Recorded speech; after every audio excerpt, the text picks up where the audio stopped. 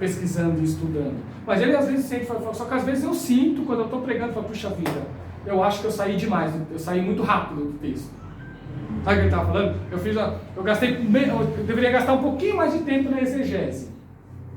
Não parar de fazer a aplicação dele, porque ele seria tirar a característica dele. Mas ele falou assim, puxa vida, eu poderia ter ficado um pouquinho mais, porque enquanto o Carson passa toda a hora de preparação do sermão no texto, o Keller já fica lá um pouquinho no texto e já sai logo para tentar aplicar aquele texto para a vida das pessoas.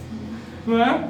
Mas ambos são brilhantes. Mas você vê que... E o Carson fala assim, puxa vida, talvez eu preciso aplicar um pouquinho mais para a vida das pessoas isso. Então, você olha assim, por quê? Porque quando a gente faz estudo bíblico, a gente tem que saber, tem o campo da exegese, que é você ficar ali no texto, o campo da teologia bíblica e o campo da teologia sistemática.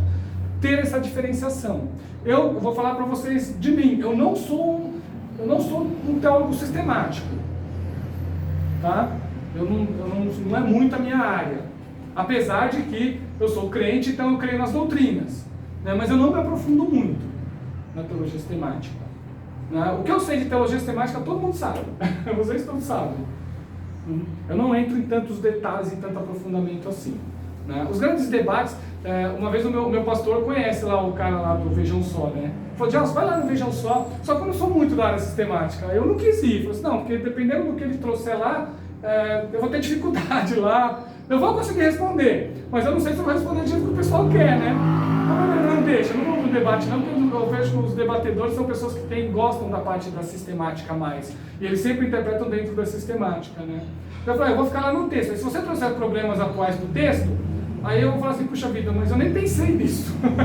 Não é? Eles fazem isso, né? Eles jogam um problema e você nem pensou naquele problema. Mas como que eu vou responder agora se eu nem pensei? Eu sei o que está escrito lá só, não é? Eu sei o que a Bíblia fala, ela só fala isso. Aí o cara fala, mas tem esse problema aqui, tem esse problema aqui, tem esse problema aqui, mas o cara vai jogando coisa que a gente costuma fazer no debate. Aí eu falei assim, puxa, mas eu teria que ter pensado nesses problemas que são apresentados. Aí sim, aí talvez eu já estaria, mas eu não gosto muito de debate por causa disso. Não? Eu gosto de estudar o que o texto está dizendo. Tanto quando eu prego uma porção da Bíblia e fico ali só. Não fico nem viajando na Bíblia. Eu, geralmente, algumas vezes sim, mas na maioria das vezes que eu vou pregar, eu vou pegar um texto lá e vou ficar naquele lá e pronto. E vou pegar lá de 2, 3 versículos e dividir bonitinho e fazer uma exposição. Que é o que eu faço, uma exposição. Né? Então cada um tem seu estilo, né? Tem a sua característica. Né? E tem gente que é muito sistemático. Né? Tem gente que é muito sistemático e tem cara que é bom. E muito bom nisso. Né? Mas para fazer isso, tem que fazer todo o caminho. Tá bom?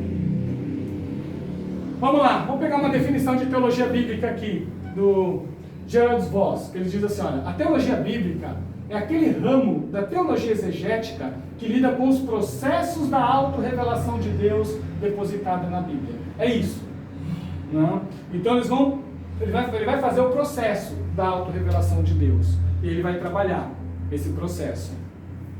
Uma outra aqui que foi tirada do dicionário bíblico. Teologia bíblica é a compreensão unitária expressa em uma síntese doutrinal, crítica, orgânica e progressiva da revelação histórica da Bíblia, ou do Antigo e do Novo Testamento, com categorias próprias pela luz da fé pessoal e eclesiástica. Então você vê que ele vai pegar uma compreensão ali de uma síntese, né, orgânica de uma porção, seja do Antigo ou do Novo Testamento. Tá bom? Isso é teologia bíblica. É quando a gente faz essas especificações. Um pouco de história. Agora um pouquinho de história, né? A estrada para a teologia bíblica foi preparada pelos humanistas, como Lorenzo Francis e Erasmo de Roterdã, que propiciaram a volta aos textos originais da Bíblia. Na onda do humanismo, Lutero pôde propor seu princípio, sola escritura, que deu um impulso decisivo para estabelecer a relação entre Bíblia e teologia. O termo teologia bíblica foi utilizado pela primeira vez por W.J. Christman em 1629. O primeiro trabalho que possuímos com esse nome é de Henricus Dents, que ele chama Teologia Bíblica mesmo, publicado em Denver em 1643. É com o pietismo que a teologia bíblica foi apresentada como rival da dogmática, pretendendo substituí-la. Mas somente com o iluminismo, ou com o iluminismo, a teologia bíblica é apresentada como ciência crítica da teologia sistemática. E aí, gente, aquele passo que eu vou passar para vocês. Como que funcionou na história? Funcionou assim, a Idade Média, até a Idade Média, principalmente no período da Idade Média, toda a leitura que se fazia da Bíblia era leitura dogmática, sempre. Não é? Então, por exemplo, quando você lia um texto lá, você lia que isso aqui é a doutrina de Deus. Não é? Você já viu quando aqueles médicos que vai separar as partes? Não é? Ele vai separar, isso aqui faz parte dessa área do corpo humano. Na aula de biologia, em que o pessoal pega o sapo e vai dessecando o sapo e separando cada parte, aqui os bracinhos, a teologia sistemática faz isso. Só que assim, se você fazer só isso, direto, sem passar por mais nada, você vai fazer uma certa desconfiguração do que está na Bíblia. Não? É muito comum, é por isso que é muito comum, se a pessoa não tiver preparo, é isso que eu vou falar para vocês agora, se a pessoa não tem preparo, ela confunde tudo. Sabe o que é comum fazer? É você acreditar numa coisa e pegar um texto para confirmar aquilo que você acredita. Você vê que são pessoas que não têm muito preparo. Então ele vai falar uma coisa, ele pega um texto para confirmar. Ele fala outra coisa, aí pega o texto para confirmar. Fala outra coisa, pega o texto para confirmar. E ele vai pegando texto de tudo quanto é aleatório, porque a intenção dele é confirmar aquilo que ele está fazendo. Então, se a pessoa vai fazer esse tipo de sistemática, é horrível, muito ruim. Né? É ruim mesmo. Né? Por quê? Porque ele está pegando um monte de texto aleatório simplesmente para confirmar aquilo que ele acredita. Não é? Então, se a teologia sistemática não for bem feita, se você não tiver uma base bíblica, é por isso que nos seminários e nas faculdades, inclusive aqui, nós vamos fazer um aprofundamento de teologia sistemática depois. Pode ver que a gente não começou com ela. Por quê? Isso foi intencional. Não foi que a gente foi colocando... Não foi a olho. Quando a gente fez o currículo, quando foi montado o currículo, ele foi montado de forma intencional. E uma das últimas é a teologia sistemática. Por quê? Porque para fazer bem feito teologia sistemática, tem que ter um bom conhecimento bíblico e uma boa teologia bíblica. Você consegue fazer, senão você não vai conseguir. Senão você vai pegar um texto, vai estar falando de uma coisa que não tem nada a ver, né, com o que você colocou, e você usa ele para defender uma posição que você tem. Aquela coisa lá, texto sem contexto é pretexto, né? Que a gente costuma falar. E é isso mesmo, muita gente faz. Então, pesquisem mesmo. Não tenham preguiça de pesquisar. É isso que Paulo está falando? É isso que Mateus está falando? Esse versículo realmente está falando disso? É esse o contexto do versículo e tal? Aí você usa. Então o certo é o quê? É você aprender a Bíblia e depois você procurar compreender conforme a Bíblia se apresenta, e não o inverso. Tá? Então ao invés de você usar as suas crenças e a Bíblia para defender, que é o que acontecia muito, era só a teologia sistemática que tinha. Então tudo que a pessoa lia, ele lia com o olhar da sistemática. Tudo que a pessoa enxergava, ele chegava com o olhar. Mas isso aqui é o quê? É Deus, é Espírito Santo, é Jesus, é anjo, é salvação. O que esse texto está? E assim que ele lê. Esquece da mensagem. Então, por exemplo, quando você lê os evangelhos, às vezes salvação é só cura lá. Só isso. Olha, mulher, a tua fé te salvou. Não é que ela foi salva para ir para o céu. Ela foi curada. Só isso. Quer dizer...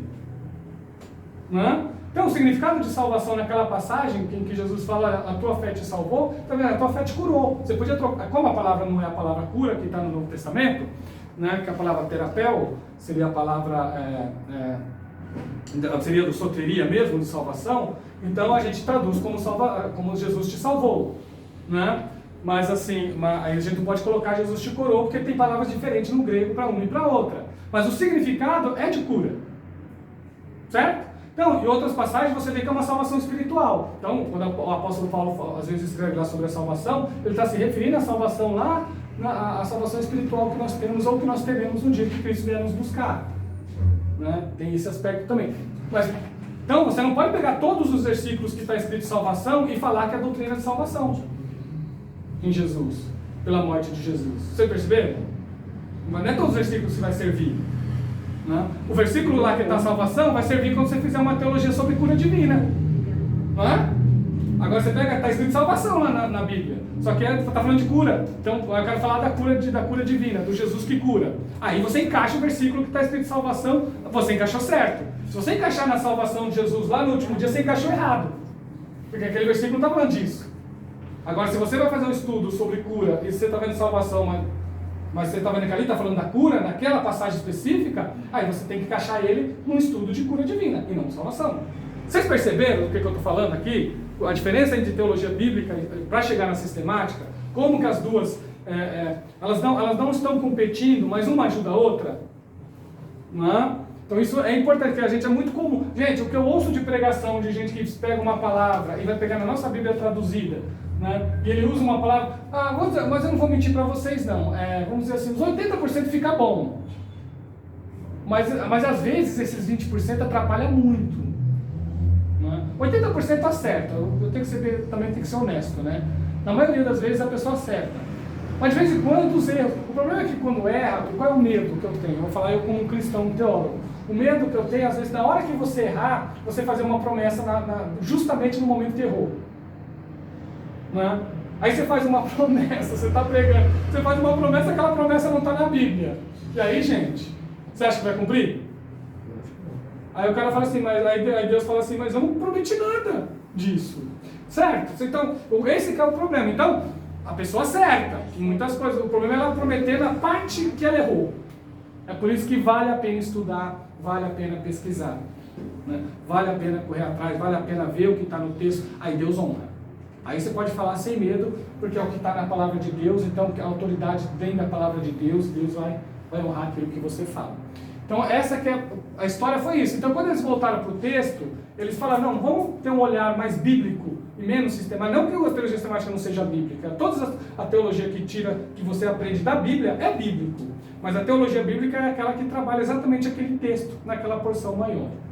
O passo metodológico decisivo para o estabelecimento de uma verdadeira e autêntica teologia bíblica, diferente da sistemática, foi dado por Gabriel, né, com sua aula inaugural na Universidade de Altdorf em 1787.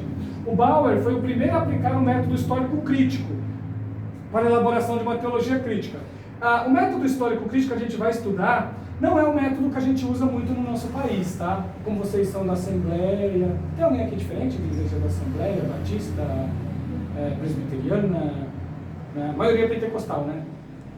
Então vocês, não é a base da igreja pentecostal histórico crítico, tá? Nem a minha, tá bom? Mas ela está nas universidades, tá bom? Esse método é um método um pouquinho diferente de interpretar a Bíblia, certo? A influência de Gabriel e de Bauer foi grande. Depois deles, houve quem seguiu um método puramente histórico e quem seguiu apenas o teológico. Todavia, os melhores resultados foram obtidos pelos que praticaram tanto o método histórico quanto o teológico. Essa combinação é boa. Na hora de você fazer uma análise do texto bíblico, você vê o aspecto histórico, mas também vê o aspecto teológico. A teologia bíblica hoje, ela está ganhando.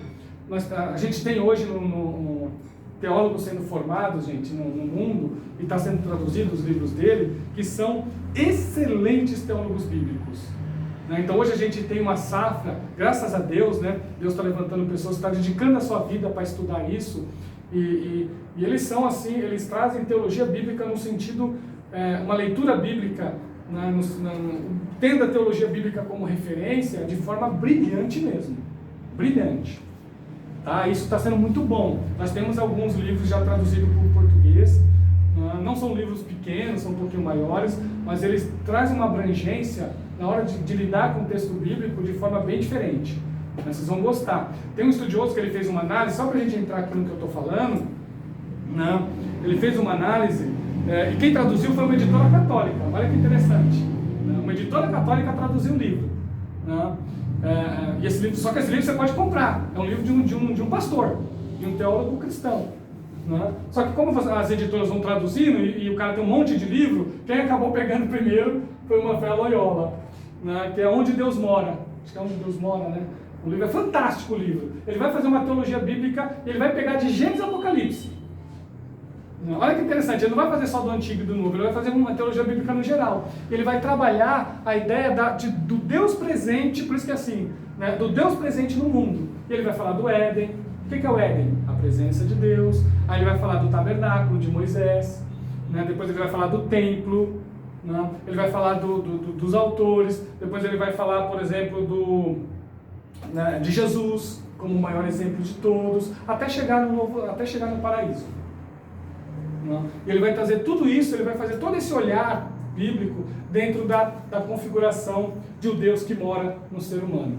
E ele vai interpretar as passagens dentro desse olhar.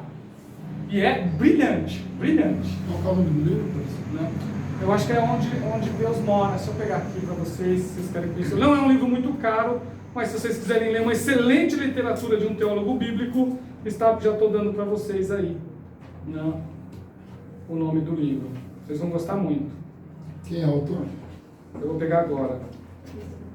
Vou passar para vocês agora, já. Deixa eu ver se é esse livro aqui. Deixa eu ver livros, né?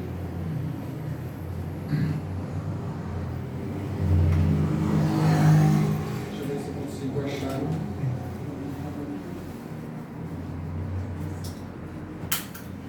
Depois eu pego para vocês, que eu não vou conseguir achar agora aqui na pesquisa. Aqui, achei. Deus mora entre nós, esse é o nome. Deus mora entre nós. Quem é o autor? A expansão do Éden aos confins da terra. O autor eu vou pegar aqui agora para vocês. Deus mora entre nós. É o Bale. É G.K. Beale. Esse aqui, ó. Vocês querem ler uma ótima literatura? Vocês vão gostar demais. Faça o teste.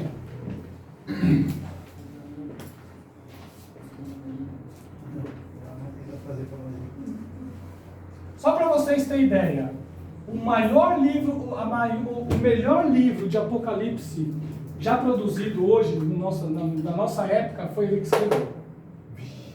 Só isso. Só isso. A gente não tem esse livro ainda no português. Nós temos um livro em português muito bom, um comentário exegético excelente já no português do Apocalipse, que eu recomendo, que está a Vida Nova, que é o comentário exegético do Apocalipse. Que é o que compete com ele. É o único que está no mesmo nível. Então nós temos um no mesmo nível. Mas a maioria dos estudiosos dizem que o comentário mais completo hoje no mundo do Apocalipse foi o Bale que escreveu. O livro deve ter 1.300 páginas, o comentário de Apocalipse dele. Só de Apocalipse? Só de Apocalipse. Então, completo. São os encontros aqui em São Paulo? Esse aqui o dele ainda não está traduzido. Vamos torcer para alguma editora ter coragem de traduzir 1.300 páginas, né? Falar assim, alguma editora fala assim, vamos, que vai vender. Porque para eles traduzir, você sabe que é editora, né, gente? Então, eles têm que saber que vai conseguir vender. Senão, eles vão ter todo o trabalho, pagar tradutor, pagar gráfico, e o negócio não vender. Então, eles levam isso em consideração também, né? Senão vai ter prejuízo. Mas eu acredito que se eles fizerem, eles vendem. Hoje o Brasil já tem bastante gente que gosta disso. Eu vou ser um comprador, por exemplo. Né? Eu ia pegar esse livro no inglês mesmo, mas não tenho... Ele que me deu a dica agora, né? Você que me deu a dica agora de melhorar meu inglês, né? No livro físico. Ele que me ajudou. Porque eu leio pelo Kindle, né? Ele falou, não, você consegue ler no físico se você não souber algumas palavras, hoje tem equipamentos, né, que melhora a tradução, ele comentou. Né? Então, assim, eu fiz aí para te acordar mesmo, né? Foi de propósito. Então, Deus mora entre nós, do Bale, tá bom? Tá recomendada aí uma literatura e a teologia bíblica, tá? Teologia Mas aí não é tudo em inglês ainda? Não, essa aqui está numa editora brasileira, deixa eu ver qual editora que está aqui lançou. Deixa eu ver. Esse que lançou foi uma editora aí, ó. Foi uma editora católica, a Loyola mesmo, de São Loyola.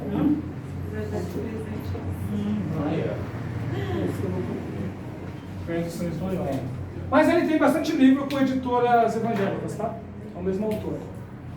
Inclusive ele tem uma teologia do Novo Testamento, muito boa por sinal, também. Só que é um livro mais grosso. Português ou tá em português? Tem em português, uma teologia do Novo Testamento em português. Que é excelente. Se vocês quiserem também, é outra que eu recomendo. É mais caro, tá? Porque é um livro maior. Tá bom? E é mais acadêmico também. Mas assim, ele é um autor que eu recomendo. Hoje ele é um dos teólogos mais respeitados na área de Bíblia. De teologia bíblica, ele é um dos mais respeitados do mundo. Tá? Acho que ele já veio pro Brasil, se não me falha a memória. Ele é americano? Ele é americano. Eu acho que ele já veio pro Brasil. Acho que vocês encontram vídeos dele no YouTube. Tá? Então, se vocês quiserem pegar vídeos dele no YouTube, ele vai falar de teologia, de Bíblia, dessas coisas. Aí vocês, só escutá-lo, vocês vão ver o preparo que ele tem. Vocês sentem o preparo da pessoa quando fala, né? Então vamos lá, continuando.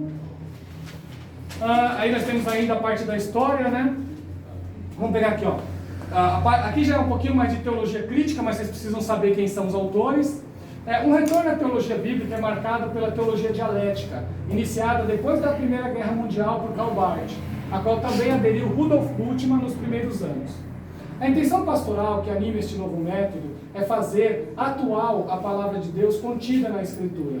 As duas obras de teologia bíblica que dominam o campo em meados do século XX são as de Gerhard von Rad, para o Antigo Testamento, e a de Rudolf Bultmann para o Novo Testamento, ambos influenciados pela teologia querigmática, embora cada um a seu modo. Daí para o pluralismo metodológico que se seguiu foi um avanço natural. Pelos anos 60 começa a aparecer uma multidão de teologias bíblicas do Antigo e do Novo Testamento. É que assim, quando foi feito a Idade Média, a teologia dogmática dominava. Eram os dogmas que dominavam. Então toda a leitura era baseada nos dogmas e na sistemática. Quando surge a teologia bíblica, ela vai surgir juntamente com os estudos mais críticos também. Então a teologia bíblica vai ser dominada por estudiosos críticos no seu início. Né? Dois deles é o Gerhard von Rad e o Rudolf Bultmann. Né? Eles são estudiosos críticos, tá? Não são estudiosos conservadores, como a gente tem aqui na grande maioria do Brasil. Então tem que fazer leitura tanto do Rad como do Bultmann cautelosa. É leitura cautelosa. Tá? A gente respeita eles como estudiosos, mas as conclusões que eles chegam não são as que nós acreditamos. Tudo bem? Então, o estudioso você tem que estar aberto para ler liberal também. Lembra que eu falei? O que o estudioso ele faz? Ele tem que saber quem é a pessoa. Eu estou lendo um liberal, não concordo com essas posições dele, mas é um cara que estudou. Certo? Então eu respeito o estudo dele, a pesquisa, tudo. Porém, né, eu sou uma pessoa do campo da fé, da igreja, e eu prefiro fazer uma leitura, né, que trabalha essa questão da igreja e da fé. Não vai ser o caso, por exemplo, do Bultmann. Né? O Gerhard von Rad, ele já ainda é uma leitura até mais fácil. Mais fácil assim, é mais fácil da gente analisar. A do Bultmann não. A do Bultmann, se vocês lerem Bultmann, tem que ter cuidado. Né? Vocês correm risco de perder a fé, tá bom? Mas se vocês se deixarem levar por todas as conclusões, porque o Bultmann, por exemplo, não acredita na ressurreição, tá? Não acredita em milagres, é isso que eu estou dizendo, tá? Por isso que é estudo crítico, tá bom? Mas ele é um ótimo estudioso quando você analisa o século I, ele analisa muito bem isso, né? Então ele tem o seu lado positivo, mas quando ele entra nesse campo, né, vai dar problema. Mas, por exemplo, uma coisa boa que ele trouxe foi quando ele fez uma defesa, por exemplo, né, da fé da igreja. Enquanto todo mundo estava querendo dizer que tudo que a igreja acreditava era uma lenda, ele vai dizer que não. Ele vai dizer que foi importante. Então ele vai respeitar isso. Ele vai respeitar, não a fé, porque ele não acreditava, mas ele vai respeitar a fé da igreja.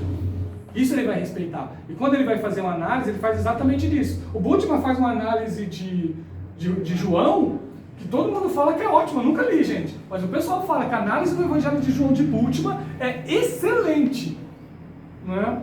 Só que, quem leu, tá? Não fui eu, não li. Mas quem leu, um professor que contou pra mim, ele falou assim, só que ele fala assim, ele fala tudo isso, ele fala exatamente o que está lá. Só que ele fala que ele não acredita. Olha que coisa. Coisa, né? Ele chega a escrever que, olha, não é o que eu acredito, é o que João acreditava. Ele fala. E ele faz essa defesa. Então, assim, é estudioso, né? Mas a gente tem que saber quem é, né? O estudioso. É gente que a gente respeita como estudioso. Ele foi um cara muito famoso na época dele, né? Muito amigo de filósofo que eu estudo na filosofia. Ele foi super amigo do Kierkegaard, por exemplo. Do Kierkegaard não, desculpa. Eu até esqueci o nome do cara agora. Mas ele foi muito amigo de um filósofo famosão também. Né? Os dois, ele do campo da teologia, o cara do campo da filosofia. A gente estuda os dois, estuda o Bultmann na teologia e estuda o outro filósofo na filosofia, né? E eles eram super amigos. Então, assim, são estudiosos, né? São pessoas que escreveram, e tem livro traduzido dele para o Brasil, tá? Então, quando lerem, quando comprarem, saibam que vocês estão comprando um livro de um teólogo dialético, né? Seria bem essa expressão, mais ou menos, o que ele coloca. Não é liberal não, tá? Ele não é liberal, mas ele está ali, mas também não é conservador. Tá? Ele está ali no meio do caminho ali, ó, né? Entre o liberal e o fundamentalista, que nós somos mais fundamentalistas, né? Então ele está mais próximo do fundamentalista, que é o que a gente acredita, né? e tem os liberais, que é totalmente o campo oposto, ele fica ali no meio. Tá? Mas é liberal tem um interessante, eu vi assim, um título do Sem Barganhas com Deus, do Caio Fábio. Tá. Eu achei interessante o tipo, por ele ser um teólogo liberal e tudo. Ele não é liberal, Caio Fábio. Um pouco. Né? Ele é um pouco. Mas eu achei ele bem interessante o tipo do livro, né? Bem chamativo. Isso. Sem barganhas. É que quando eu falo que ele não é, eu estou já fazendo análise acadêmica, tá? Ele não é. Né? Porque ele acredita em Jesus, por exemplo. Né? Os liberais nem acreditam nisso. Ele acredita que Jesus é Salvador, então isso não é posição liberal. Posição liberal é a pessoa que não acredita em milagres, né? Não acredita que a Bíblia é a palavra de Deus. Você percebeu? Então o cara fala, acredita em tudo isso. Então ele acredita que a Bíblia é a palavra de Deus. Agora, na hora de interpretar, sim, ele vai aproximar um pouquinho mais de alguns aspectos dos liberais. Liberais foram poucos, gente. A gente coloca todo mundo como liberal, mas a gente não tem tantos liberais assim na história. O Bultmann não é, por exemplo. Não é liberal. Ele combateu o liberalismo. Né? Só que ele também não era conservador. Tudo bem? É isso que é bom colocar. O Karl Barth é ótimo, um ótimo teólogo. O Karl Barth.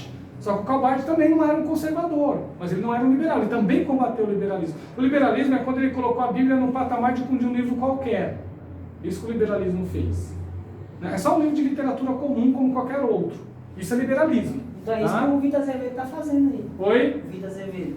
Eu não conheço. Ele está falando que a Bíblia não é a palavra de Deus, ela contém a palavra de Deus. Então, mas é o Barth que fala isso. Não. O Barth fala, agora eu só estou interpretando a sua palavra, tá? Eu não sei. O Barth diz isso, o Barth não é liberal. Por quê? Porque o liberal vai dizer que não é, nem contém, não é e também não contém. Lembra, é o oposto, gente, da nossa fé. Se o cara fala assim, não existe milagre, Jesus não ressuscitou, Jesus não vai voltar, né, tudo que aconteceu na Bíblia são interpretações das pessoas, aquilo não aconteceu de verdade, os milagres que está contando lá, o Mar Vermelho foi alguma coisa, algum fenômeno, se aconteceu, ele vai falar que nem aconteceu, Moisés nem existiu, né? É isso que o liberalismo vai dizer, Moisés porque não tem prova da existência dele. Vocês perceberam? Isso é ser liberal. Né? Agora, por exemplo, se a pessoa acredita, a pessoa fala, olha, a Bíblia ela não é, mas ela contém, opa, então tem Deus ali. Né? Então Deus está ali de alguma forma. Então você pode até se aproximar, mas não é liberal. Teologicamente, para vocês que são estudiosos, tem que fazer essa diferença. Você tem que saber diferenciar. Tá bom? A gente joga todo mundo no mesmo balaio de gato. É todo mundo liberal. Mas tecnicamente, por isso vocês estão aqui no curso de teologia, tecnicamente não. Tá? Em termos técnicos, se você fizer uma prova e eu colocar lá Karl Barth e você responder liberal, eu vou pôr errado. Se eu fizer essa pergunta. Né? O acadêmico. Então, porque o acadêmico tem que saber. Tá bom? Vocês estão estudando teologia, então vocês têm que saber. Então façam pesquisas mais nesse campo para a gente saber diferenciar qual que é qual. Tá? Por exemplo, o Bultmann, eu não concordo com quase nada que escreve, mas também não é liberal. Tudo bem? Porque ele trabalha com muito respeito a questão da igreja, da história, ele respeita muito isso. Não é? Uma coisa que ele faz que é interessante, que ele quebra, ele é um dos caras que vai quebrar uma tendência que estava correndo em que as pessoas estavam fazendo separação entre o Jesus da história e o Cristo da fé. Muita gente fala assim, olha, aquele Cristo que está nos evangelhos não é o verdadeiro Jesus. Não é? E isso no mundo da academia, tá, gente? Aí no mundo da academia estava crescendo essa ideia. Então, muitos estudiosos estavam querendo descobrir, mas quem é o Jesus de verdade? Ainda existe esse tipo de estudo nos dias atuais. Mas o Bultmann vai ser um dos caras que vai falar assim, mas calma aí. Né? Fora do que está lá, não tem como saber. Aí eu quero falar assim, só que o Bultmann, aquela parte, ele vai acabar usando as técnicas do cara. Falou, vocês querem saber de uma coisa? Esquece esse negócio de Jesus da história. O único que a gente tem é o que está nos evangelhos, é o Bultmann vai dizer. E o cara não é um conservador, vocês estão percebendo? Ele não é, gente. Mas aí é onde que corre o grande perigo de que isso possa influenciar muita mente de muitos cristãos e possa desenvolver isso e voltar atrás. Isso! Voltar atrás do conhecimento de que já tem da Bíblia, né? Então aí ele vai defender uma tese de que a Bíblia está totalmente errada. É isso aí. E hoje corre muito perigo hoje. E muitas pessoas falam assim, mas teologia, eu vou aprender teologia no quê? Para perder a fé, né? Mas é para isso. É isso aí. Eu fui oferecer o curso para uma outra pessoa, né? E ele tem um certo tempo, né? Acho que uns 2, 3 anos, né? Mas o cara já prega, é presbítero e faz um monte de coisa. Sabe o que ele falou? Ele falou assim, não, irmão, se eu quero fazer teologia depois que eu tiver uns 7 anos de evangelho. Só que já Porque prega. se eu fizer agora, eu vou cair na fé. Foi o que ele falou. Tipo assim, Fala que aqui passaram pra ele, não. Então faz lá com o Márcio que lá você não vai cair, não. Não, passaram pra ele, porque se ele fizer teologia agora, supõe alguém, os irmãos, é um novo convertido hoje, aceitou Jesus hoje, ele não vai fazer teologia. Tudo bem, o cara começou agora, até aprender a ouvir bem, a saber se expressar uma coisa, mas o cara que já prega, e fala assim, não vou fazer teologia porque eu posso cair da fé. Isso é algo que já passaram para ele, que teologia não presta. É isso mesmo. E a teologia não faz isso, né?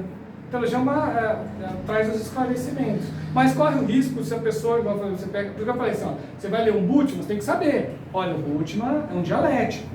Ele vai fazer uma teologia baseada nessa posição dele de querigmática, né? Ele gosta muito do querigma, é uma ideia que ele desenvolve muito. Né, que o que vale é a pregação. Então tudo que está nos evangelhos é a pregação da igreja, ele vai dizer. Então ele vai falar assim, ó, se Jesus era aquilo lá, ele vai dizer que não sabe. Né? Mas se a igreja pregou aquilo, foi o que a igreja pregou. É assim que ele vai desenvolver. Quem é cristão, aí que tá, gente. Se você é cristão, você vai dizer assim, olha, a igreja pregou exatamente aquilo que aconteceu. Aí você vai dizer. Se a igreja falou que Jesus curou, é porque Jesus curou. Ponto final. Né? Porque os evangelhos, ele é produto de pregação mesmo, não está errado. Os evangelhos não é história no sentido histórico que a gente usa no sentido normal. Os evangelhos foram produzidos para a igreja. Eles são tirados de pregação, mas eles são pregações das pessoas que criam em Jesus e que viram o que Jesus fez. Então, eu vou pregar sobre a cura da mulher samaritana. Aí o pregador contava, eu sou um dos milhares de pessoas que seguem Jesus, por exemplo. É assim que funcionam os evangelhos. Então, eu estou lá, eu segui Jesus. Aí eu via lá, Jesus, os apóstolos falaram para mim da conversa de Jesus com a samaritana. Por exemplo? Aí eu vou pregar na minha igreja. Eu não tenho Bíblia ainda, não estava formada a Bíblia, mas eu escutei os apóstolos. Aí eu vou falar de Jesus visitando a samaritana na pregação. Assim que os evangelhos foram se formando. Né? Mas foram não no sentido ilusório, mas no sentido de que algo aconteceu e depois a igreja foi pregando exatamente a vida de Jesus. Jesus ressuscitou e eles começaram a pregar a vida de Jesus. Então eles pregaram as curas de Jesus, os milagres de Jesus. Aí o que Mateus fez? A igreja estava crescendo, Mateus, vamos registrar então. Né? E começaram a escrever na vida de Jesus, da forma como eles usavam no dia a dia que eles pregavam. É por isso que tem diferenças. Né? Porque Mateus falou assim, poxa, eu vou escrever, quem é o meu público-alvo? Eu sou de uma igreja aqui, onde a maioria já foi judeu. E nessa região aqui tem um monte de judeu, na região da Síria que ele escreve. Então eu falei, puxa vida, tem um monte de gente que foi judeu e tem um monte de judeu aqui. Eu quero que eles reconheçam Jesus. Então eu vou mostrar para eles que Jesus é o Messias. Igual quando o Lucas vai escrever o Evangelho, que Lucas não era um...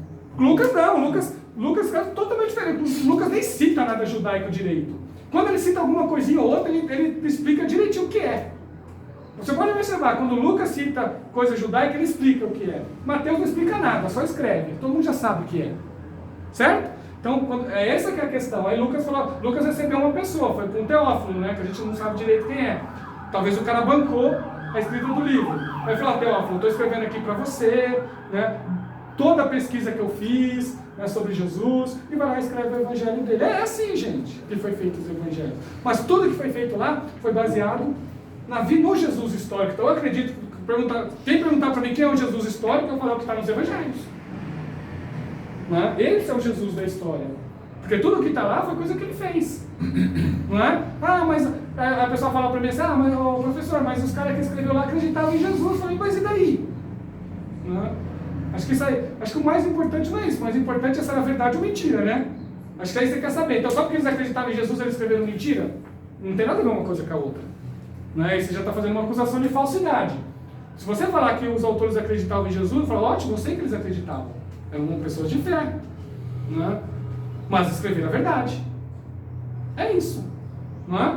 Aí o cara fala, aí vem um estudioso que não tem fé nenhuma. Quando ele lê a Bíblia, ele lê como um cara que não tem fé. E aí? Eu leio como um cara que tem fé. Esse que é o grande problema, às vezes, do estudo da teologia. Se você ouvir pessoas que não têm fé, eles vão dar a posição de gente que não tem fé. Aí você que tem fé, você tem que saber disso. Fala, puxa vida, mas a posição dele é de um cara que não tem fé. Então eu tenho que me proteger. Certo? Tudo bem? É assim que se faz, tá? Que se estuda teologia, você tem que saber disso. Senão, cai na fé mesmo. É o que ele falou, que o pastor falou lá. A questão de que Felipe, quando estava no caminho para ir, e o eunuco de Candace, Felipe pergunta para ele, entendes o que lê?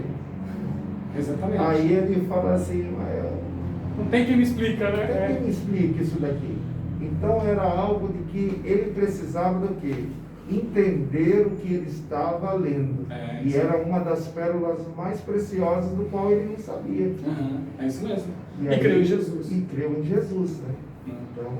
Então é isso, uma gente. forma Todo mundo que lê, todo mundo que estuda vai ter uma posição. E o legal é assim, você tem uma posição como servo da igreja. Leia as escrituras como um servo da igreja. Como uma pessoa que quer servir e abençoar a sua igreja. Essa é a melhor maneira, o melhor conselho que eu posso dar para vocês. Vocês podem esquecer tudo que eu falei aqui. Mas se vocês lembrarem, uma das coisas que o professor ensinou é o seguinte: faça a teologia para servir e para abençoar. Se vocês já guardarem isso aí, eu já estou feliz.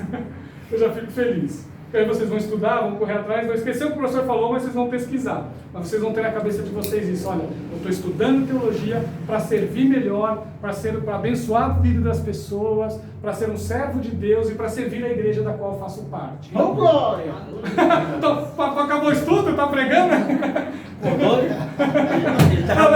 Ele tava dormindo, acordou. Tá dormindo, né?